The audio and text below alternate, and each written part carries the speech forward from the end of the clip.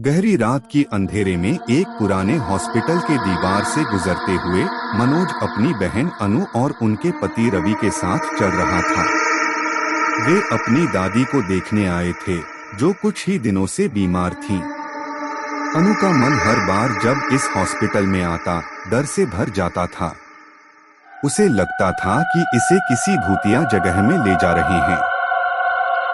रवि ने उसकी चिंता को खारिज किया, कहते हुए कि सब ठीक हो जाएगा। जब वे अपनी दादी के कमरे में पहुंचे, वहां की आत्मा की गुस्साई हवा ने उन्हें थरथरा दिया। दादी का कमरा अनुप्राणित था, जैसे कि कोई चीज उनकी आत्मा को चीरकर निकल गई हो। रात बढ़ती गई और मनोज, अनु और रवि का ध्यान बढ़ता गया। धीरे धीरे एक भयानक वातावरण ने उन्हें घेर लिया। ध्वनियों में अजीबोगरीब आवाजें सुनाई देने लगी। अनु ने बोला, मुझे यहाँ से जाना है, यहाँ कुछ गलत है। रवि ने उसकी चिंता को खारिज किया, कहते हुए कि यहाँ कुछ भी गलत नहीं है। लेकिन मनोज भी अब चिंतित था। बीच रात में अचानक दादी के कमरे से कुछ अजीबोगरीब आवाजें सुनाई दी। मनोज, अनु और रवि ने दादी के कमरे की ओर दौड़ा।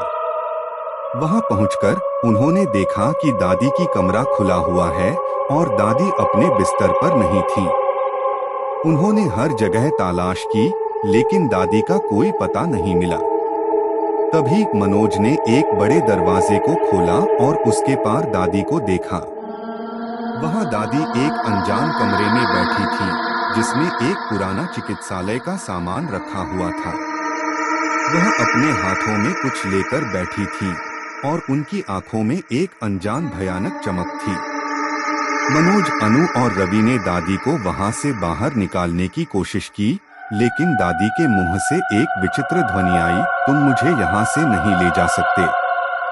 मैं अब इसे छोड़ने का इरादा नहीं करती। उनकी आवाज में अपरिचितता की भारीता थी। उन्होंने देखा कि दादी के हाथ में एक भूतिया पुरानी किताब थी, जिसका अर्थ उनके लिए अत्यंत महत्वपूर्ण था। दादी के कमरे से बाहर आने के बाद मनोज, अनु और रवि ने यह निश्चित किया कि वे अगली बार इस हॉस्पिटल में कभी नहीं जाएंगे। उन्होंने कभी नहीं सोचा था कि उनका एक साधारण साथी ढेरों भूतियों के साथ हो सकता है।